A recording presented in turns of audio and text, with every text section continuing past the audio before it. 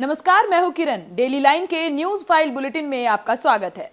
इस बुलेटिन में हम आपको बताएंगे कि लोकसभा चुनाव के तीसरे चरण के प्रचार के दौरान पीएम मोदी ने कांग्रेस के खिलाफ क्या कुछ कहा। साथ ही बताएंगे कि पीएम के आरोपों पर राहुल गांधी ने क्या कहा। इसके अलावा आपको ये भी जानकारी देंगे कि आखिर इलेक्शन कमीशन को सुप्रीम कोर्ट ने कौन सी नोटिस जारी की है और क्या कुछ कहा है। लेकिन उससे पहले नजर डालते हैं आज की हेडलाइंस पर। 13 राज्यों की 88 सीटों पर हुआ मतदान। 8 घंटे में 45% हुई वोटिंग। अमरोहा में सबसे ज्यादा तो मथुरा में सबसे कम मतदान। बिहार में गरजे पीएम मोदी। कांग्रेस पर बैलेट पेपर लूटकर राज करने का लगाया आरोप। ईवीएम वीवीपैट मामले का भी किया जिक्र। कर्नाटक के बीजापुर में चुनावी सभा में राहुल की हुंकार। कहा, मोदी अपने भाषण के दौरान घबराए रहते हैं, कुछ दिनों में स्टेज पर निकल सकते हैं आंसू। सुप्रीम कोर्ट में दाखिल हुई नई याचिका। नोटा को ज्यादा वोट मिलने पर चुनाव को रद्द करने की मांग। चुनाव आयोग को नोटिस जारी। अयोध्या पुलिस ने पकड़ी बच्चों से भरी बस। 2 से 12 साल के 93 बच्चे थे सवार। बिहार से होते हुए सहारनपुर के देवबंद ले जाए जा रहे थे बच्चे। रुक करेंगे पहली खबर का। देश में आज 13 राज्यों और केंद्र शासित प्रदेशों की 88 सीटों पर वोटिंग हुई। शाम 6 बजे तक मतदान का दौर जारी रहा। आपको बता दें, सेकंड फेज में लोकसभा अध्यक्ष ओम बिरला सहित 5 केंद्रीय मंत्री, 2 पूर्व सीएम और 3 फिल्मी सितारे मैदान में रहे। साथ ही राहुल गांधी, शशि थरूर और हेमा मालिनी की सीट पर भी वोटिंग हुई। उत्तर प्रदेश की 8 लोकसभा सीटों पर मतदान हुआ, जहां 3 बजे तक 44.13% मतदान हुआ।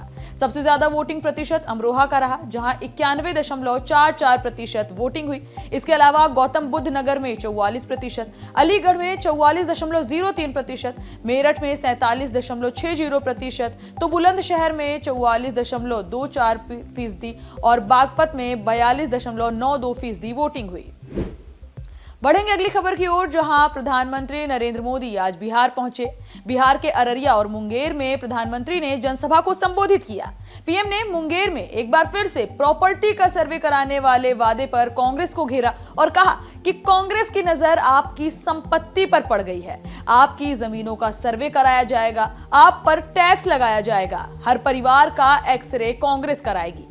वहीं अररिया के फारबिसगंज में पीएम ने कहा कि आरजेडी और कांग्रेस के इंडी गठबंधन को ना देश के संविधान की परवाह है, ना ही लोकतंत्र की परवाह। ये वे लोग हैं जिन्होंने दशकों तक बैलेट पेपर के बहाने गरीबों का अधिकार छीना। दूसरी तरफ केंद्रीय गृह मंत्री ने आज मध्य प्रदेश के गुना में जनसभा को संबोधित करते हुए कहा कि कांग्रेस ने अपने घोषणा पत्र में साफ कहा है कि मुस्लिम पर्सनल लॉ को फिर से लागू किया जाएगा। गृह मंत्री ने यह भी कहा कि कांग्रेस ट्रिपल तलाक वापस लाना चाहती है। आगे शाह ने कहा कि राहुल चाहे जितनी तुष्टीकरण करें, लेकिन जब तक भाजपा है तब तक पर्सनल लॉ वापस नहीं आएगा। वहीं अमित शाह ने बताया कि देश में यूनिफॉर्म सिविल कोड यानी यूसीसी लागू होकर रहेगा। अमित शाह ने कहा कि हम उत्तराखंड में यूसीसी लाए हैं और ये वादा है कि ये पूरे देश में लागू होगा। रुक करेंगे अगली खबर का।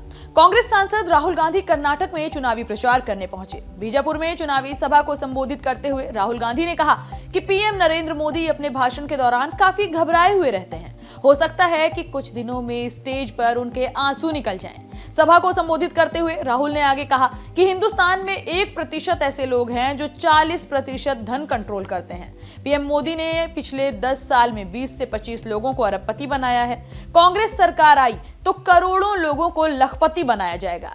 वहीं राहुल ने कांग्रेस सरकार के आने पर बेरोजगारी और महंगाई मिटाकर जनता की भागीदारी बढ़ाने की बात कही। दूसरी ओर आज पश्चिम बंगाल की मुख्यमंत्री ममता बनर्जी ने पश्चिम मेदिनीपुर के घाटम में चुनावी रैली को संबोधित किया। साथ ही ममता बनर्जी स्थानीय कलाकारों के साथ डांस करती भी नजर आईं।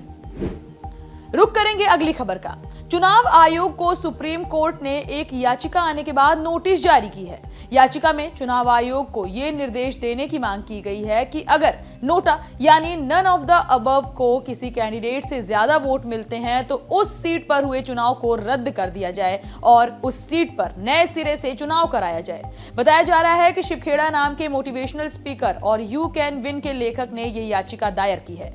जानकारी के मुताबिक सूरत में 22 अप्रैल को बीजेपी कैंडिडेट मुकेश दलाल की निर्विरोध जीत के संदर्भ में ये याचिका दायर हुई है। इस सीट पर भाजपा और कांग्रेस कैंडिडेट समेत 10 प्रत्याशी मैदान में थे, लेकिन कांग्रेस कांग्रेस कैंडिडेट नीलेश कुंभाड़ी का पर्चा रद्द हो गया और अचानक ही सभी बचे कैंडिडेट्स ने वापस नाम ले लिया, जिसकी वजह से बीजेपी के कैंडिडेट निर्विरोध ही जीत गए। बढ़ेंगे अगली बड़ी खबर की ओर, जहां अयोध्या में कोतवाली पुलिस ने बड़ी देवकाली के पास से बच्चों को लेकर जा रही बस को रोककर चेकिंग की। बताया जा रहा है कि पंचशील के पास नेशनल हाईवे 27 से गुजर रही इस बस पर 2 से 12 साल के बीच करीब 93 बच्चे सवार थे। जानकारी के मुताबिक सभी बच्चे समुदाय विशेष से ताल्लुक रखते हैं, जिन्हें बिहार से सहारनपुर के रास्ते देवबंद ले जाया जा रहा था।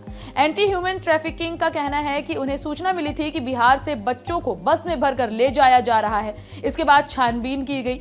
Anti human trafficking unit police line में सभी बच्चों से पूछताछ कर रही है और बच्चों के बारे में जानकारी निकालने की कोशिश कर रही है। फिलहाल इस बुलेटिन में इतना ही। देश दुनिया से जुड़ी तमाम खबरों से अपडेटेड रहने के लिए बने रहिए डेली लाइन के साथ। वीडियो को लाइक करना, शेयर करना और चैनल को सब्सक्राइब करना बिल्कुल ना भूलें।